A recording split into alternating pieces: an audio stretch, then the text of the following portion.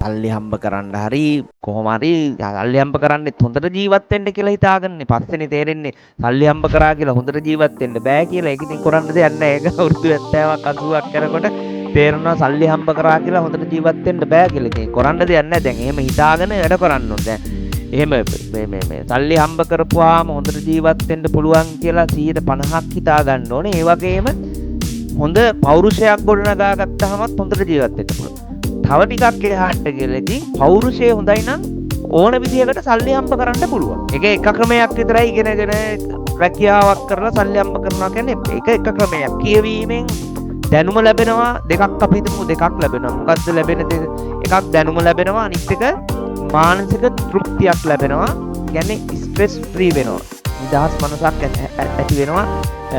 නිදහසේ හිතන්න පුරුදු වෙනවා. නිදහසේ හිතනවා. තමන්ගේ thoughts එහෙම නැත්නම් තමන්ගේ thinking pattern එක වෙනස් වෙනවා. ඒක develop වෙනවා. ඒකට ෆෝන් එකක් බලාගෙන කියවනවා නම් කම්පියුටර් එකක් බලාගෙන කියවනවා නම් ඒකේ දැනුම ලැබෙන්න පුළුවන්. ඒකත් මම හිතන්නේ 100%ක්ම මේකෙන් ලැබෙන තරම් ලැබෙයි කියලා. ඉතින් කෙනෙකුට තර්ක කරන්න පුළුවන් දැන් ඒ සර්ලා පරණ ජෙනරේෂන් එක අපේ ජෙනරේෂන් එක දැන් ගැටලුව තියෙන්නේ මේ Gen Z එකට. Gen Z කියලා කියන්නේ මේ අලුත් පරම්පරාවට ඔක්ක පැහැදිලි කරන්න බෑ. අලුත් පරම්පරාව හිතාගෙන ඉන්නවා ඒක ගැටලුවක්. ඒක අපිත් එහෙමයි පස්සේ එකත් එහෙමයි. අලුත් පරම්පරාව හිතනවා නෑ යාළුවා පරණයි.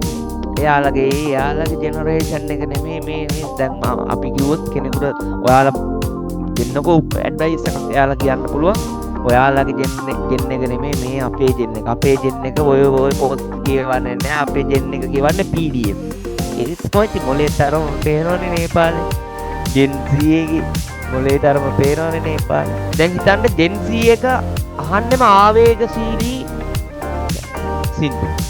අපේ පරම්පරාව ගත්තාම මම ඉතර ලොකු පරම්පරාවක් නෑ. මම ওই දෙකටම මැදේ ගිහින් ආවේගශීලීවත් අහනවා නේ බයිලත් අහනවා මාස්ටර් අමරදේවගේ songs අහනවා නේ නන්දා මාලිනී මහත්මියගේ songs අහනවා නේ ප්‍රින්ස් උදේගේ අහනවා අජිත් මුතුකුමාරගෙත් අහනවා right මුතු කුමාර මහත්මයාගෙත් අහනවා ඒ වගේම තමයි ආත්මාලීනගේ මහත්මයාගෙත් අහනවා නිරෝසා විරාජනී මහත්මියගෙත් අහනවා දැන් Gen Z එකට වෙලා තියෙන්නේ මොකද්ද Gen Z එක අහන්නේ ඒ එක